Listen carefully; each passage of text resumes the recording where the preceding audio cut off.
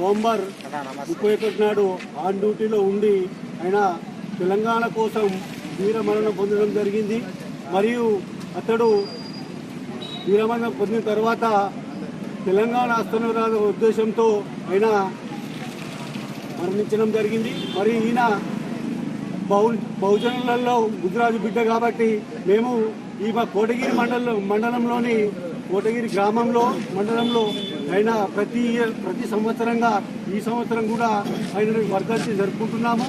ఆ వర్ధంతికి ఈ కార్యక్రమానికి ఇచ్చిన మా ముదిరాజు బంధువులు మరియు ఇతర బంధువులు వారికి కూడా ధన్యవాదాలు తెలియజేస్తూ పోలీస్ కిష్టయ్య వాళ్ళ కుటుంబము ఆయుష్ ఆరోగ్యాలతో ఉండాలని కోరుకుంటూ ఈ జోహార్ తెలియజేస్తున్నాము.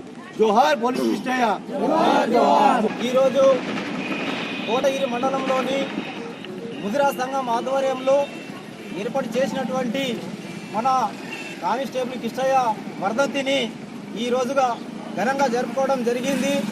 మన కానిస్టేబుల్ కిష్టయ్య ఆయన జాబులో ఉండి కూడా ఈరోజు నా జాబ్ ముఖ్యం కాదు, నా కుటుంబం కూడా ముఖ్యం కాదు, మా దేశం ముఖ్యము, నా రాష్ట్రం ముఖ్యము, నా రాష్ట్రం కోసము ఈరోజు ఆయన డ్యూటీలో ఉండి కూడా తన ప్రాణాలని బలిచ్చినటువంటి వ్యక్తి ఈరోజు కానిస్టేబుల్ కిష్టయ్య.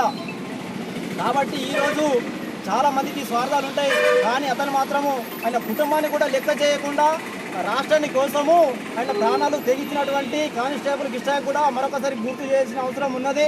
కాబట్టి రాబోయే రోజుల్లో కూడా ఈరోజు గవర్నమెంట్ తరపు నుంచి కూడా ఈ వర్ధంతిని ప్రభుత్వ పరంగా నెరవేర్చాలని ఈరోజు మా ముద్రా సంఘం ఆధ్వర్యంలో మేము విన్నపిస్తున్నాము. జై జై కానిస్టేబుల్ కిష్టయ్య.